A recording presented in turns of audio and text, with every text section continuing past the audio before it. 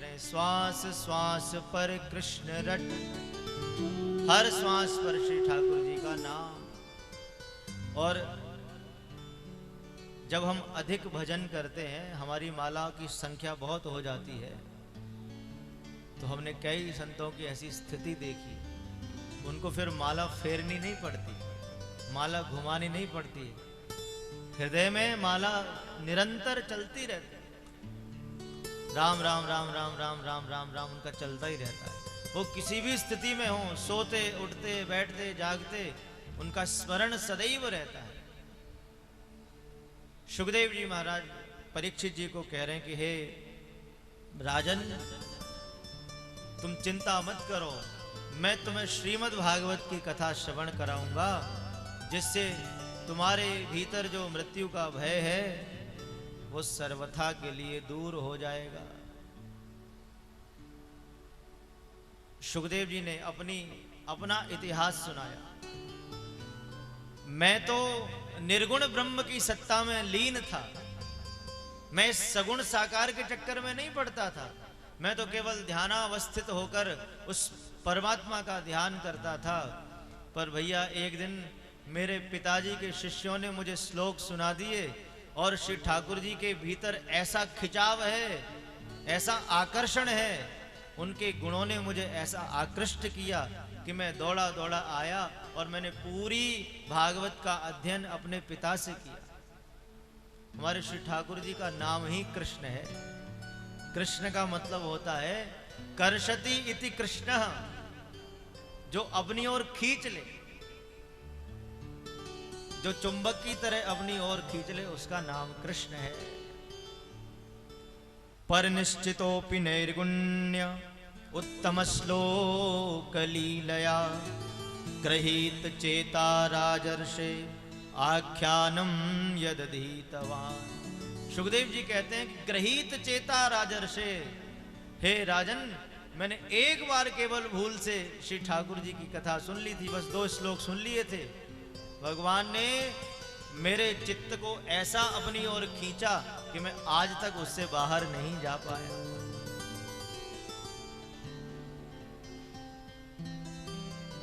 सुखदेव जी कह रहे हैं कि हे राजन, तुम चिंता मत करो, तुम्हारे पास तो अभी 7 दिवस का समय है। अरे एक खटवांग नाम के राजा हुए, उनकी मुक्ति तो केवल एक मुहूर्त में हो गई थी। एक मुहूर्त में 2 घटी होती हैं। यदि आप संस्कृत के अनुसार समय का परिमाप करेंगे तो 1 घड़ी में 24 मिनट होती है। एक खटवांग नाम के राजा थे, उन्होंने एक बार देवताओं का और दैत्यों का युद्ध हो रहा था, तो देवताओं की सहायता करी, देवता जीत गए। देवता प्रसन्न हुए और कहा, राजन, तुमने हमारी बड़ी सहायता की है, तुम हमसे कोई वरदान मांग लो। राजा ने कहा कि महाराज, यदि देना चाहते हो तो बस इतना बताओ कि अब मेरे पास कितना समय बाकी है, कितना समय शेष है मेरे जीवन का। देवता तो भूत भविष्य वर्तमान तीनों कालों के ज्ञाता होते हैं। देवताओं ने कहा कि राजन, तुम्हारे पास तो केवल 1 मुहूर्त का समय है, अब ज्यादा समय नहीं है। सुखदेव जी ने कहा कि 1 मुहूर्त में ही उस खटवांग नाम के राजा ने अपनी मुक्ति को प्राप्त कर लिया, सब कुछ छोड़ दिया और गंगा के तट पर आकर भगवान का ध्यान लगाया और 1 मुहूर्त में ही मुक्त हो गए। इसलिए हे राजन, तुम चिंता मत करो, जब 1 मुहूर्त में व्यक्ति मुक्त हो सकता है तो तुम्हारे पास तो 7 दिन है, चिंता नहीं करते, बस तुम भागवत की कथा सुनो। राजा ने एक प्रश्न किया कि महाराज, मैं कथा तो सुनूं, पर मैं जब कथा सुनने बैठता हूं तो फिर कभी मेरा शरीर साथ नहीं देता है, कभी मेरा मन साथ नहीं देता है, मैं क्या करूं। कथा सुनने बैठता हूं हरि मंदिर में और मन घूमता है पूरे बरेली के बाजार में। ऐसा आपके साथ भी होता हो? श्री सुखदेव जी कह रहे, राजन, यदि कथा में ध्यान लगाना है तो पहले 4 बातों का अभ्यास करना चाहिए। जितासनो जितश्वासो जितसंगो जितेन्द्रियः स्थूले भगवते रूपम मनः संधारयेत् धिया। बहुत सावधान होकर सुनिए। 4 बातें बताई श्री सुखदेव जी ने। कोई भी व्यक्ति कथा श्रवण में रुचि रखता है, मन लगाना चाहता है, तो उसको 4 बातों का अभ्यास करना चाहिए। पहली बात बताई, जितासनो, आप अपने आसन को जीतो। आजकल आसन ही की सबसे बड़ी समस्या है। आधा घंटा 1 घंटा भी हम एक आसन पर नहीं बैठ पाते। कई बार देखते हम, आप लोग तो यहाँ बहुत अच्छे श्रोता हैं, कई बार गांव में कथा होती है तो थोड़ी देर तक तो व्यक्ति ऐसे बैठा, फिर ये पांव उठाया, फिर ये उठाया, और थोड़ी देर के बाद व्यास जी की ओर सीधे लंबे कर दिए, लो महाराज आप ही संभालो। आसन का जीतना बहुत आवश्यक है। कथा में मन तभी लगेगा जब हमारा मन हमारे शरीर की ओर होगा, तो फिर कथा में कैसे लगेगा। अभी आप बैठे ध्यान से, अभी इस घुटने में दर्द हुआ, कभी इस घुटने में दर्द हुआ, कभी कमर में दर्द हुआ, तो ध्यान तो केवल शरीर में लगा रहेगा, कथा छूट जाएगी। इसलिए सुखदेव जी कहते हैं, राजन सबसे पहली बात है कथा श्रवण के लिए, जितासनो, अपने आसन को जीतो। आवश्यक नहीं है कि ऐसे ही बैठो। अब देखो, सबके शरीर की अपनी अपनी अलग अलग स्थिति होती है। कोई भी स्थान हो, भले आप बेड पे बैठो, सोफे पे बैठो, कुर्सी पे बैठो, पर बैठने के बाद आपको आपका शरीर याद ना आए, तब तो आपने आसन को जीता। यदि शरीर की याद है तो फिर परमात्मा की याद नहीं रह सकती। मन में एक समय पर एक ही बात चलती है, प्रेम गली अति सांकरी जामे दो ना समाए। या तो परमात्मा रह सकता है या फिर संसार रह सकता है। इसलिए भैया सुखदेव जी कहते हैं, जितासनो, अपने आसन को जीतो। अच्छा महाराज, और दूसरी बात, जितश्वासो, अपनी श्वासों पर नियंत्रण करो। प्राणायाम के माध्यम से हम अपनी श्वासों को जीते। हमारी श्वासें निश्चित हैं। आप जल्दी जल्दी श्वास ले लेंगे तो जल्दी, हाँ, फिर बाहर से किराए पे लानी पड़ेगी श्वास, ऑक्सीजन लगाते हैं और फिर कितना मुश्किल होता है। इसलिए बार बार प्राणायाम का अभ्यास करो। हमारे ये उज्जवल भैया बहुत सुंदर योगा सिखाते हैं। योग का आजकल योगा हो गया है, तो प्राणायाम के विषय में बताते हैं। पूरक, कुंभक, रेचक, इन 3 प्रकार के प्राणायाम के द्वारा हमें अपनी श्वासों पर नियंत्रण करना चाहिए, श्वासों को जीतना चाहिए। आजकल तो बहुत सुलभ है, अनुलोम विलोम, कपालभाति, भस्त्रिका, दुनिया भर के प्राणायाम चल रहे हैं। सुबह सुबह टीवी खोलो और दर्शन हो जाते हैं बाबा रामदेव जी के। तो अपनी श्वासों पर नियंत्रण करो। दूसरी बात है, कथा में मन लगाने की बात है। जितासनो जितश्वासो जितसंगो जितेन्द्रियः। तीसरी बात बताई, आप अपने संग को जीतो। आपका संग बहुत उत्तम व्यक्ति के साथ होना चाहिए, क्योंकि जैसा करोगे संग वैसा लगेगा रंग, जैसा पियोगे पानी वैसी होगी वाणी, जैसा खाओगे अन्न वैसा होगा मन। इसलिए संग को जीतना बहुत आवश्यक है।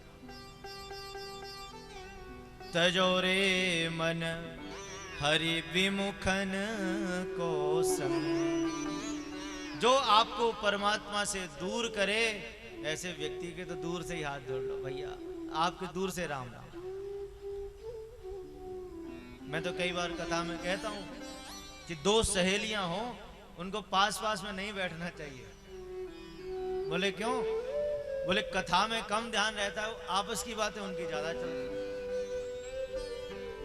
ऐसा होता है कभी कभी मिलती हैं और कथा में ही ज्यादा मिलती है, तो बस थोड़ी थोड़ी देर में आपस में उनका मिनी सत्संग चलता रहता है। तो संग बहुत उत्तम व्यक्ति का होना चाहिए। तजो रे मन हरि विमुखन को संग, जा संग से कुमति मति उपजत, होत भजन में भंग। तजो रे मन हरि विमुखन को संग। जब कल मैंने आपको मीरा जी का एक छोटा सा भाव सुनाया, जब मीरा जी अपनी ससुराल में रहती थी तो बहुत मीरा जी को बड़े कष्ट दिए जाते हैं, दुख दिए जाते हैं। तो मीरा जी के ही समकालीन थे श्री तुलसीदास जी महाराज। तो मीरा जी ने एक पत्र लिखा तुलसीदास जी के लिए कि महाराज मैं बहुत दुखी हूं, मेरा भजन नहीं हो पाता है, यहां मैं क्या करूं। तुलसीदास जी के पास पत्र पहुंचा। तुलसीदास जी महाराज ने उस पत्र के प्रति उत्तर में एक बड़ा सुंदर पद लिखा और मीरा जी को प्रेषित किया, भेजा।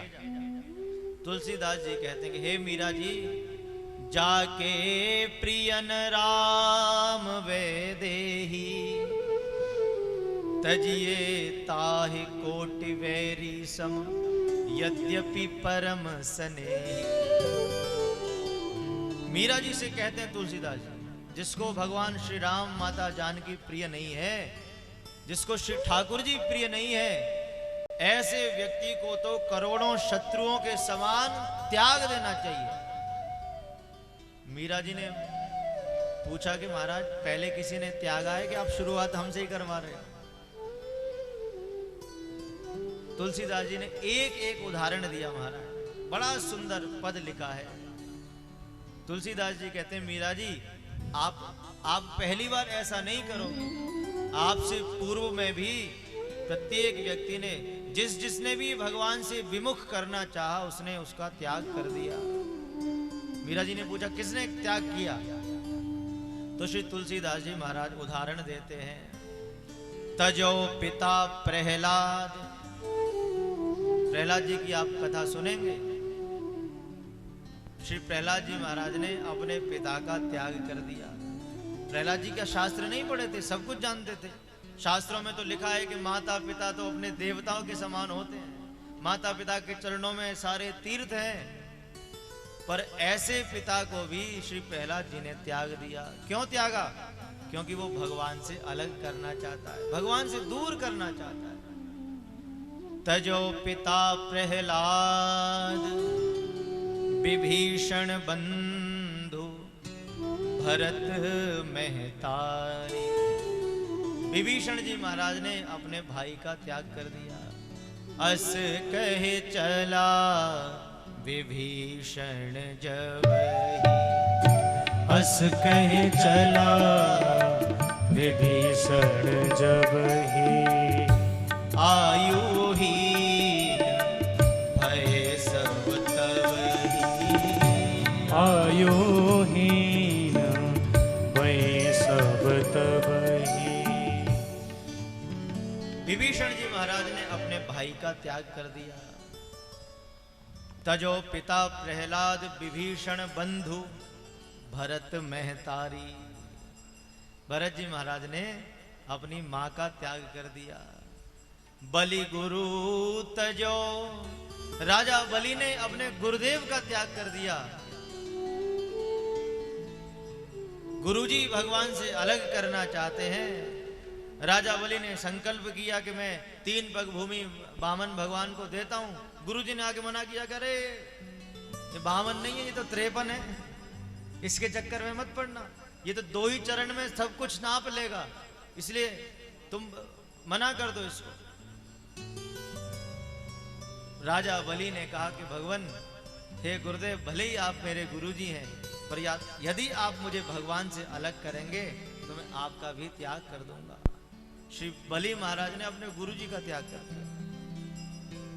बलि गुरु तजो कंत ब्रज वन तन, भय सब मंगलकारी। ब्रज की गोपियों ने अपने पतियों का त्याग कर दिया। गोपियां तो कहती हैं पति सुतान्वया भ्रातृबान्धवा। हे ठाकुर जी, हम अपने भाई बंधु पति सबका त्याग करके आपकी शरण में आ गई है। मीरा जी को ऐसा सुंदर पत्र लिखा श्री तुलसीदास जी ने। तो भैया जीवन में हमारा संग बहुत अच्छा होना चाहिए। चौथी बात बताई है, जितासनो जितश्वासो जित संगो जितेंद्रिय। सुखदेव जी कहते हैं राजन, दुष्ट व्यक्तियों का संग सर्वथा त्याग दो, क्योंकि दुनिया से दिल लगा कर दुनिया से क्या मिलेगा। अरे कान्हा का नाम जप ले, तुझे आसरा मिलेगा। दुनिया से दिल लगा कर दुनिया से क्या मिलेगा। दुनिया से दिल लगा कर दुनिया से क्या मिलेगा। दुनिया से दिल लगा कर दुनिया से क्या मिलेगा। दुनिया से दिल लगा कर दुनिया से क्या मिलेगा। कान्हा का नाम जप ले, तुझे आसरा मिलेगा। कान्हा का नाम जप ले, तुझे आसरा मिलेगा। कान्हा का नाम जप ले, तुझे आसरा मिलेगा। कान्हा का नाम जप ले, तुझे आसरा मिलेगा। दुनिया से दिल लगा कर दुनिया से क्या मिलेगा। दुनिया से दिल लगा कर दुनिया से क्या मिलेगा। ताली बजा के जय हो।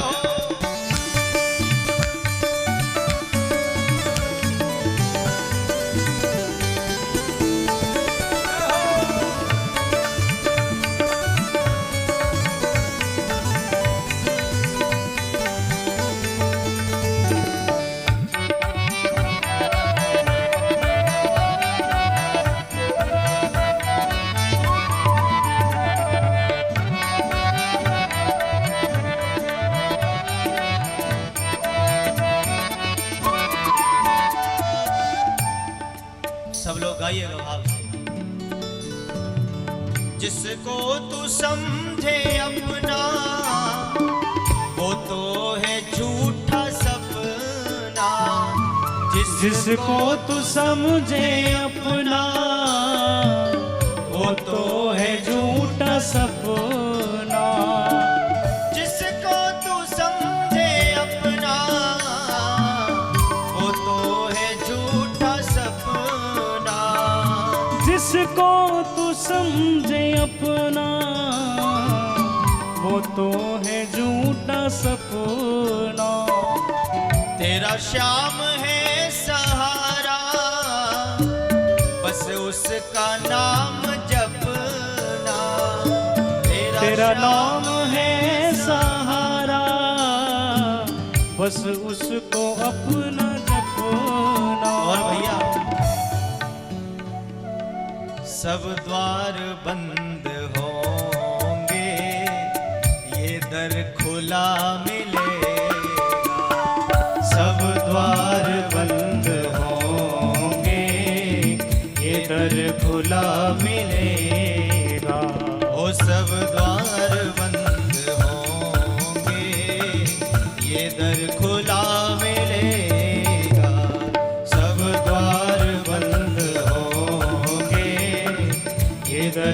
खुला मिलेगा। कान्हा का नाम जप ले तुझे आसरा मिलेगा। कान्हा का नाम जप ले तुझे आसरा मिलेगा। दुनिया से दिल लगा कर दुनिया से क्या मिलेगा। दुनिया से दिल लगा कर दुनिया से क्या मिलेगा। ओ दुनिया से क्या मिलेगा। दुनिया से क्या मिलेगा। दुनिया से क्या मिलेगा।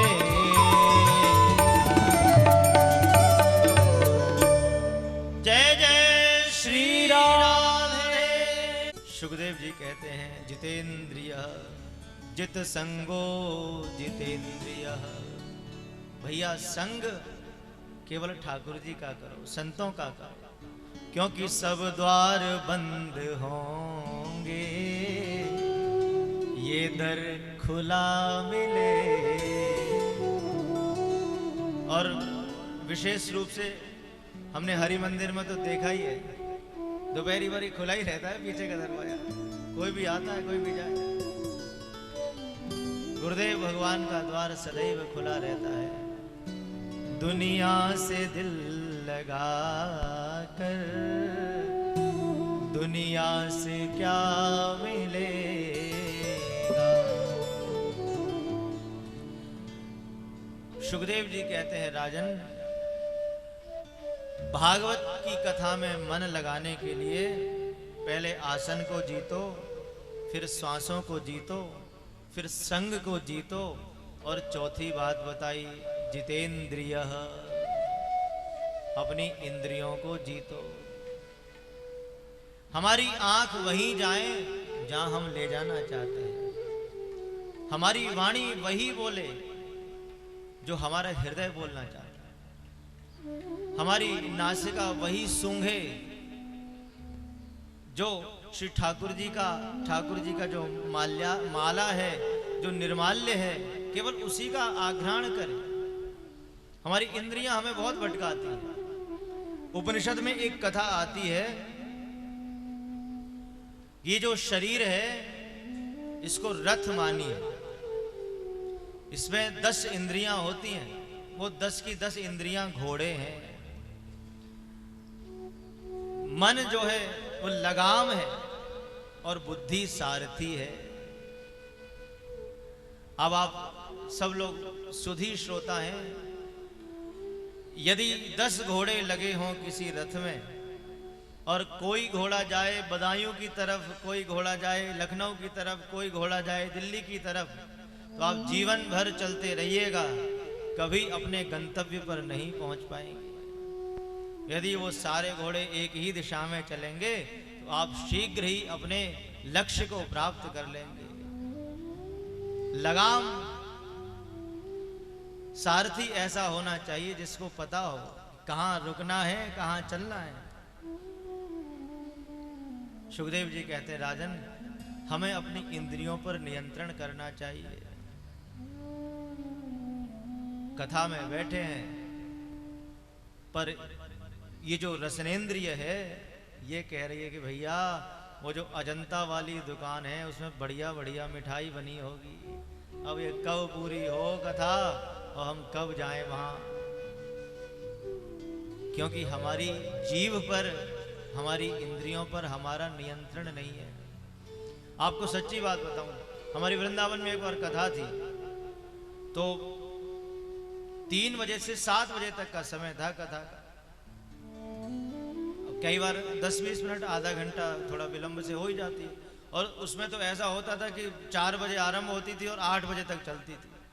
एक मैया आई, बोले महाराज आप 6:45 बजे ही कथा विश्राम कर दिया करो। क्यों? बोले कि वो अटल्ला चुंगी पे एक 6 पानी वाला गोलगप्पे वाला लगाता है, वो 7 बजे के बाद चला जाता है।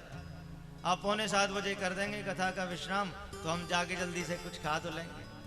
6 प्रकार के अलग अलग जो है पानी होते हैं और वो गोलगप्पे खिलाता है। मैं कहते देखो, और वो वृंदावन की रहने वाली नहीं, कथा सुनने के लिए कहीं दूर से आई। पर क्योंकि अब ये सोचिए कि जो माता हमसे कथा के बाद ऐसा कह सकती है, वो कथा में बैठे बैठे कितनी बार गोलगप्पे का चिंतन करती होगी। दिन भर बस उसको यही याद होता हो, कब पूरी हो, कब विश्राम हो, कब हम चलें। इसलिए भैया इंद्रियों पर नियंत्रण करना बहुत आवश्यक है। देखना इंद्रियों के न घोड़े भगे, इनमें हरदम ये संयम के कोड़े लगे। अपने रथ को सुमार्ग लगाते चलो, कृष्ण गोविंद गोपाल गाते चलो। हम सब अपनी इंद्रियों पर नियंत्रण करें। सुखदेव जी कहते हैं यदि तुम 4 बातों का अभ्यास कर लोगे तो फिर तुम्हारा कथा श्रवण में खूब मन लगेगा, फिर मन कहीं भागेगा नहीं। बस इन 4 बातों का अभ्यास करना है। और सुखदेव जी ने कहा कि हे राजन, इन 4 बातों का अभ्यास करने के बाद धीरे धीरे धीरे धीरे सारे संसार में प्रभु के दर्शन करना आरंभ करो। ये वैसे बहुत कठिन है, पर सुखदेव जी कहते हैं धीरे धीरे। पहले मंदिर की मूर्ति में भगवान को देखो। हम लोग तो मंदिर की मूर्ति में भी भगवान को नहीं देखते, विग्रह में भी भगवान के दर्शन नहीं होते। चांदी की है या सोने की है या पत्थर की है या लकड़ी की है या पीतल की, यही दिखाई देता है। विग्रह में केवल श्री ठाकुर जी के दर्शन हो। फिर सुखदेव जी कहते हैं कि राजन, फिर अपना दायरा थोड़ा थोड़ा बढ़ाते चलो। कैसे? बोले पहले मंदिर में दर्शन करो भगवान के, फिर संतों में भगवान के दर्शन करो, फिर ब्राह्मणों में भगवान के दर्शन करो, फिर गौ माता, गायत्री माता, गीता माता, तुलसी माता, और धीरे धीरे धीरे धीरे जब आपका हृदय विशाल हो जाएगा तो फिर तो सब में भगवान के दर्शन होने लग जाएंगे। निज प्रभु में देखें जगत के ही सन करें विरोध। सुखदेव जी कहते हैं राजन, खम वायुमग्निम सलिलम महीम च ज्योतिंषि तत्वानि दिशो द्रुमादीन् सरित समुद्रांश्च हरे शरीराम यत्किंच भूतम प्रणमेदनन्यः। संसार में जो कुछ भी है उस सब में परमात्मा के दर्शन करो। हमारे मलुक पीठाधीश्वर पूज्य महाराज श्री बड़ा सुंदर एक भाव गाते हैं। जिधर देखा उधर पाई झलक घनश्याम प्यारे की। जिधर देखा उधर पाई झलक घनश्याम प्यारे की। जिधर देखा उधर पाई झलक घनश्याम प्यारे की। जिधर देखा उधर पाए झलक घनश्याम प्यारे। और जो कुछ है रोशनी जग में उसी दिलवर हमारे की। जो कुछ है रोशनी जग में उसी दिलवर हमारे के। संसार में जो कुछ भी है वो सब परमात्मा है, ऐसा भाव यदि बन जाए तो फिर सिय राम मैं सब जग जानी। सिय राम मैं सब जग जानी।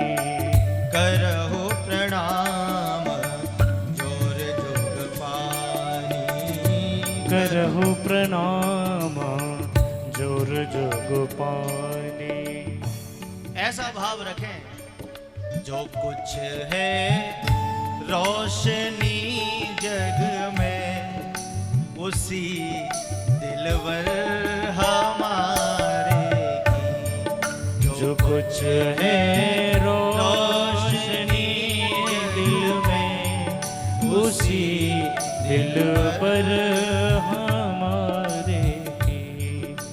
छबीला मोहना नटवर, हटीला सांवरा गिरधर। छबीला मोहना नटवर, हटीला सांवरा गिरधर। मुझे महाराज श्री कहते हैं, यदि कोई नटखट बालक है तो उसमें श्री ठाकुर जी के, भगवान श्री कृष्ण के दर्शन करो, और कोई गंभीर बालक है तो उसमें भगवान श्री राम के दर्शन करो। छबीला मोहना गिरिवर, हटीला सावरा मोहन।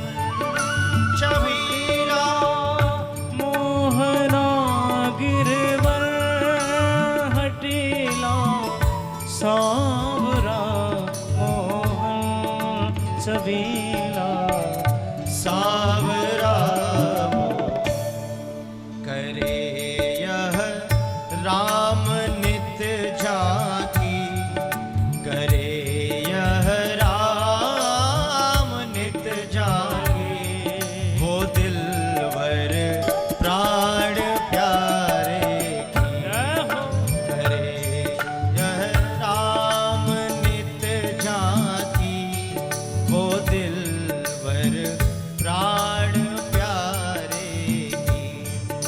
जिधर देखा उधर पाई, झलक घनश्याम प्यारे की। जिधर देखा उधर पाई, झलक घनश्याम प्यारे की। बोलो भक्तवत्सल भगवान की जय। आप जयकारा बहुत जोर से बोलते हैं, थोड़ा धीरे धीरे बोला करो। बोलो भक्तवत्सल भगवान की जय। सुखदेव जी कहते हैं, राजन बस प्राणी मात्र में श्री ठाकुर जी के दर्शन करो। जिधर देखा उधर पाई, झलक घनश्याम प्यारे। जो कुछ है रोशनी जग में, उसी दिलवर हमारे। हम सब लोग ये जानते हैं कि ईश्वर अंश जीव अविनाशी, चेतन अमल सहज सुख राशि। हम परमात्मा की संतान हैं भैया। जैसे जैसे गुण, जैसा जैसा स्वभाव पिता में होता है, भले ही पूरा पूरा ना आए, पर थोड़ा थोड़े गुण और थोड़ा थोड़ा व्यवहार, आचार विचार पुत्र में आ ही जाता है। जब हमारे श्री ठाकुर जी अंशी हैं और हम उनके अंश हैं, तो फिर हम भी आनंदित रहें। जब सब में परमात्मा है, सब ईश्वर के ही अंश हैं, तो सुखदेव जी कहते हैं फिर भैया सब में हम परमात्मा के दर्शन करें। पाताल में तस्य ही पाद मूलम। आप सब लोग श्री नामदेव जी की कथा आपने सुनी होगी। नामदेव जी महाराज ऐसे भगवत निष्ठ भक्त थे, बाल्यकाल से ही श्री ठाकुर जी साक्षात प्रकट होकर दर्शन देते। एक बार श्री नामदेव जी महाराज रोटी बना रहे थे। रोटी बनाकर एक किनारे पे धरते जा रहे हैं। एक श्वान आया, डीओजी साहब आए, रोटियां उठाई और भाग लिए। श्री नामदेव जी महाराज को उसी कुत्ते में श्री ठाकुर जी के दर्शन हो गए। घी का कटोरा हाथ में उठाया और दौड़े, अरे मेरे विट्ठल प्रभु, सूखी रोटी तो मत खाओ, थोड़ा घी तो लगा लो, आपको ये रोटी अटक जाएगी। हे भगवान, बिना घी के कैसे रोटी खाओगे? ऐसे श्री ठाकुर जी हमारा, ऐसे प्रत्येक प्राणी में श्री ठाकुर जी के दर्शन करें। अरे नामदेव जी की एक और कथा है। नामदेव जी महाराज की झोंपड़ी में लग गई आग,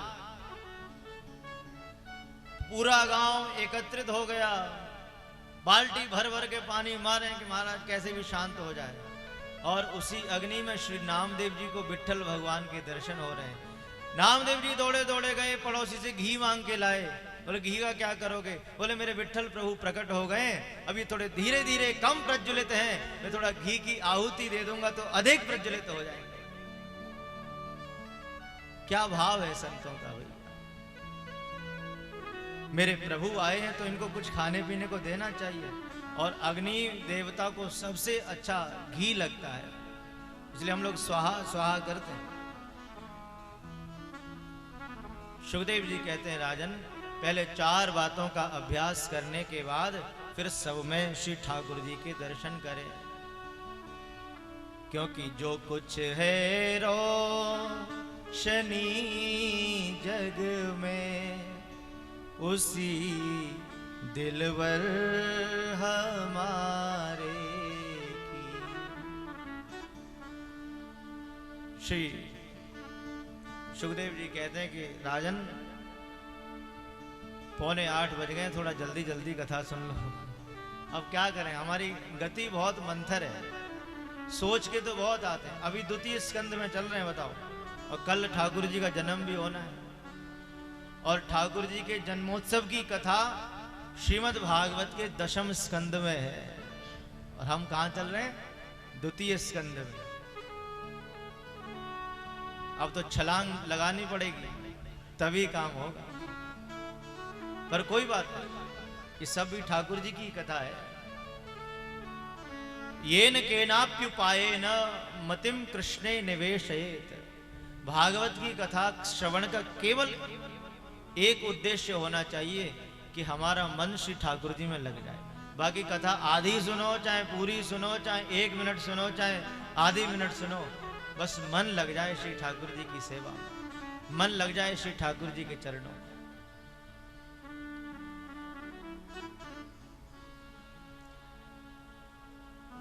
परीक्षित जी महाराज ने बहुत सारे प्रश्न किए हैं श्री सुखदेव जी से।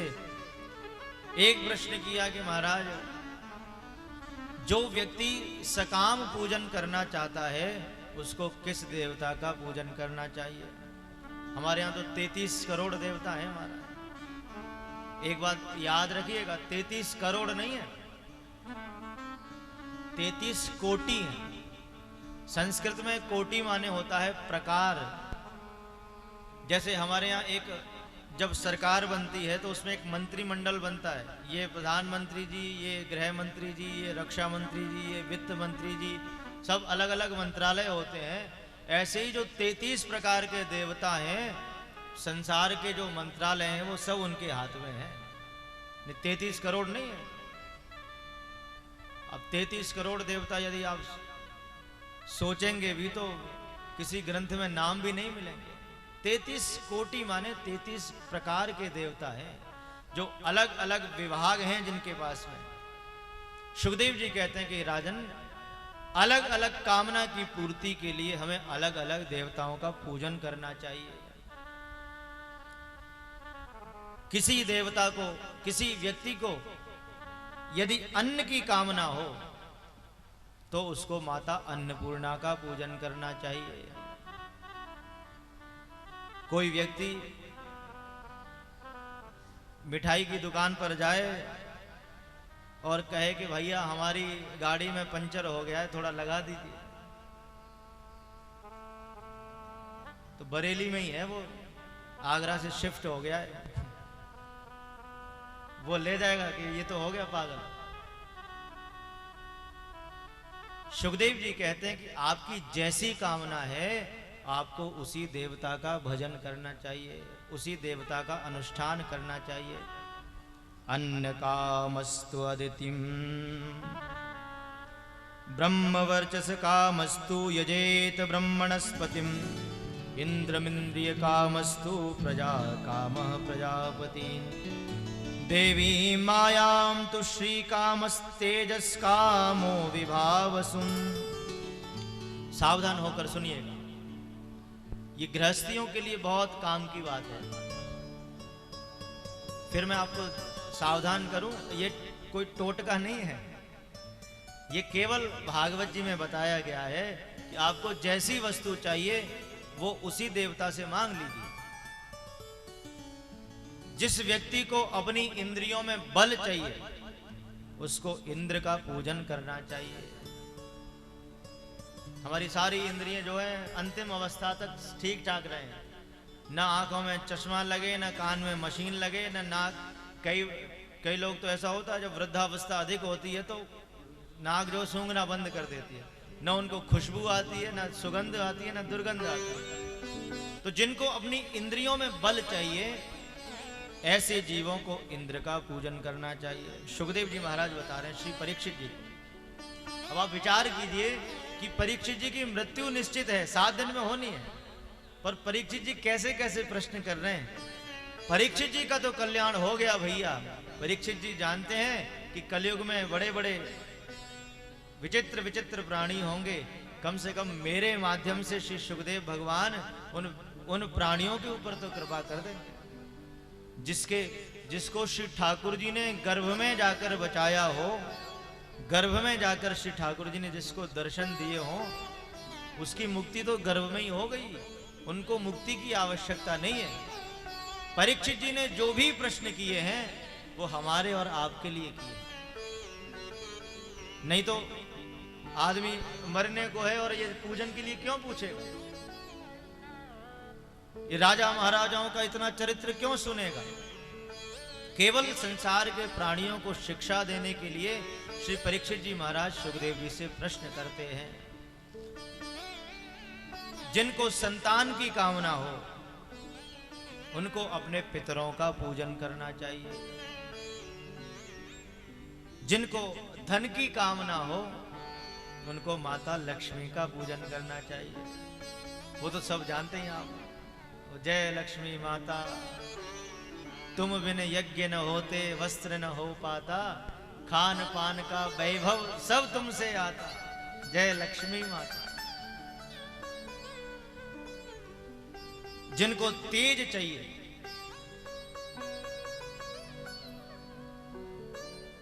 बहुत लोग ऐसे होते हैं कि उनके मुखार बिंदु पर एक दिव्य तेज होता है, अलग से दिखते हैं, अरे वाह महाराज। उसको क्या कहते हैं इंग्लिश में, क्या कहते हैं? चेहरा जिसका चमकता है उसको क्या कहते हैं इंग्लिश में? नहीं, स्मार्ट ग्लो। हाँ हाँ, जिसको चाहिए कि मेरा चेहरा सदैव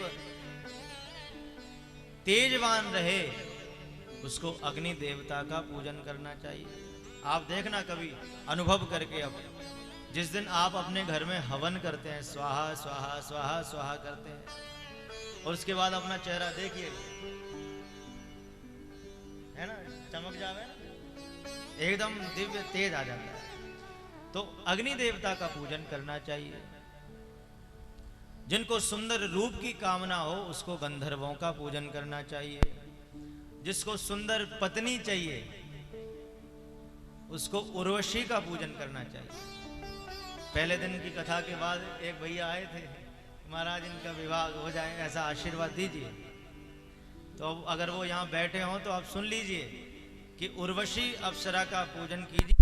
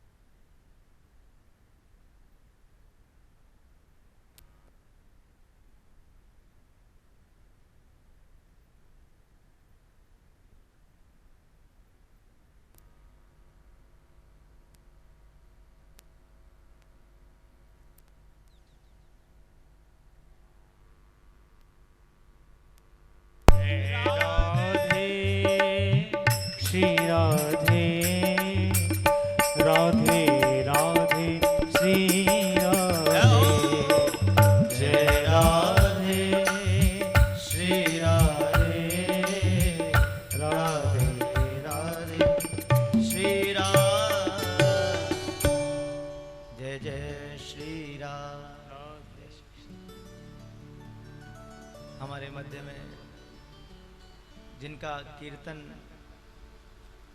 हम सबको इतना प्रिय लगता है, और हमें तो प्रिय लगता ही लगता है, श्री ठाकुर जी को बहुत प्रिय लगता है। ऐसे भैया श्री युधिष्ठिर मलिक जी पधारे हैं, आपका बहुत बहुत स्वागत। हमें लगता है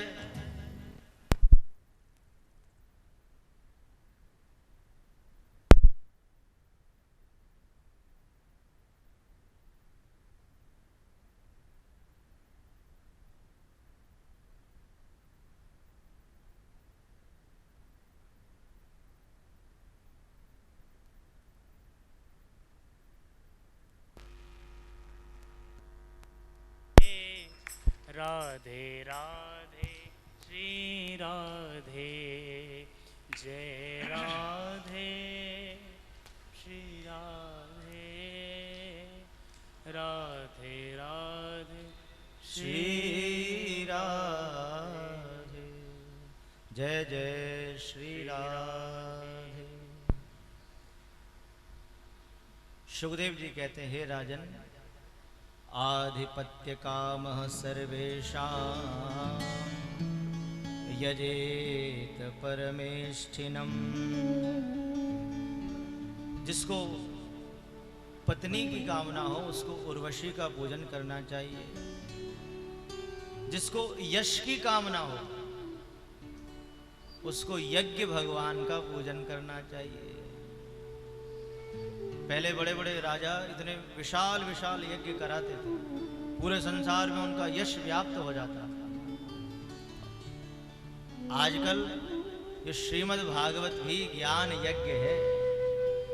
जो भागवत की कथा कराता है उसका यश बहुत विशाल हो जाता है, सर्वत्र फैल जाता है।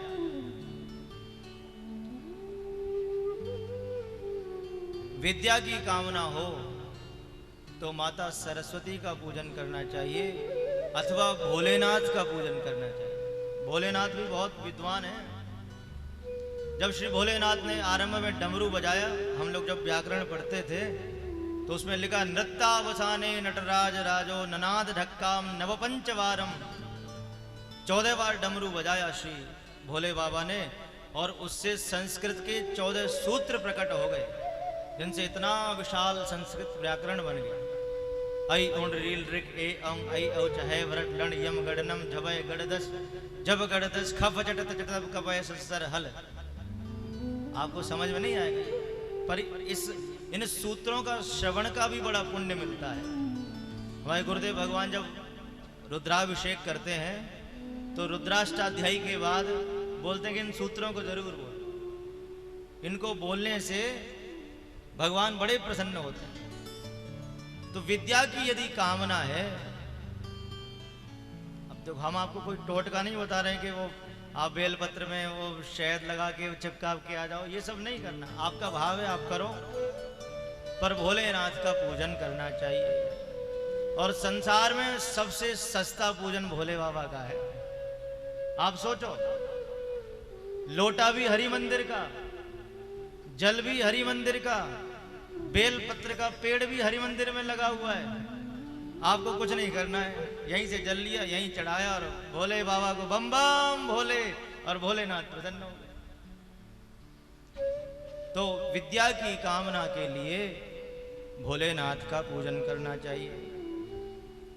यदि पति पत्नी आपस में परस्पर प्रेम चाहते हैं तो उनको माता पार्वती और भोलेनाथ का पूजन साथ में करना चाहिए।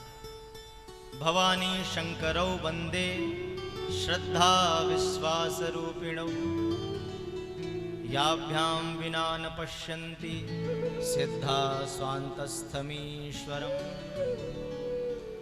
यदि अंतस्थ ईश्वर को जानना चाहते हो तो माता पार्वती और भोलेनाथ का पूजन करना ही होगा। यदि कोई आरोग्य चाहता है, स्वस्थ रहना चाहता है, तो उसको भगवान सूर्य का पूजन करना चाहिए। आरोग्यम भास्करात इच्छे। आप सूर्योदय से पहले अपना बिस्तर छोड़ दीजिए और भगवान सूर्य को बस अर्घ्य दे दीजिए। यही सूर्य पूजन है। हमारे गुरुदेव भगवान इस अवस्था में भी नित्य सूर्य नमस्कार करते हैं। और वो बड़ा मुश्किल होता है। आपने देखा होगा सूर्य नमस्कार करते 12 सूर्य नमस्कार होते हैं, एक एक नाम से श्री भगवान सूर्य को नमस्कार किया जाता है। व्यक्ति एकदम फिट रहता है। तो सूर्य भगवान का पूजन करना चाहिए। परीक्षित जी ने पूछा, महाराज जिसकी ये सारी कामनाएं हो अथवा जिसकी कोई कामना नहीं हो उसको क्या करना चाहिए? तो श्री सुखदेव जी कहते हैं, अकाम सर्व कामो वा मोक्ष काम उदारधि तीव्रेण भक्ति योगेन यजेत पुरुषं परम। जिसकी बहुत सारी कामनाएं हों अथवा जिसकी कोई कामना नहीं हो, दोनों बराबर है। बहुत सारी कामनाएं हैं उसको भी, और जिसकी कोई कामना नहीं है उसको भी। सुखदेव जी कहते हैं, मोक्ष काम उदारधि, यदि मोक्ष की भी कामना है तो ऐसे व्यक्ति को भगवान श्री रमण बिहारी का पूजन करना चाहिए। सब कुछ मिल जाएगा हमारा। पर भाव की बात है, श्री ठाकुर जी को लाड़ लड़ाएं, बड़ा सुंदर भाव है। हमने आप पिछली बार जब कथा में आए थे तो आपके मुख से श्रवण किया था और वो अभी तक गूंजता है।